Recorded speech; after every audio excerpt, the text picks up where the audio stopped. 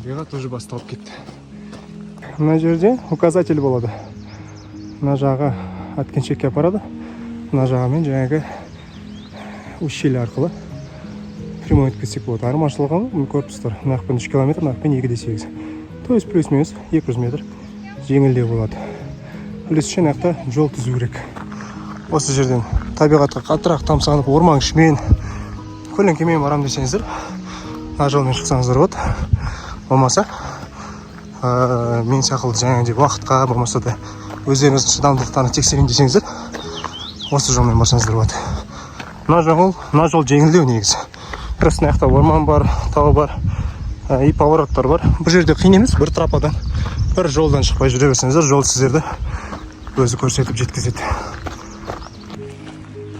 Так, бірінші тасты аймаққа келдік. Айта кететін жайт, мынандай тастарды көрсеңіздер, значит, бұл жерде камнепад бар. Соответственно, бұндай жерде мүлдем ешқандай наушник болмаса да мешать ететін есту құралдарымызға кимейміз. Өйткені жер сілкінісі болмаса да өзі тас құлауы мүмкін, орнынан жылжуы мүмкін. Сол себепті максимально бұндай жеткен кезде бір наушник шешіп қойып, желательно кимей өткен дұрыс. Өздеріңіздің айтқанда қорғаныстарың үшін. Ары қарай бізде қазір солға қарай жол шығады.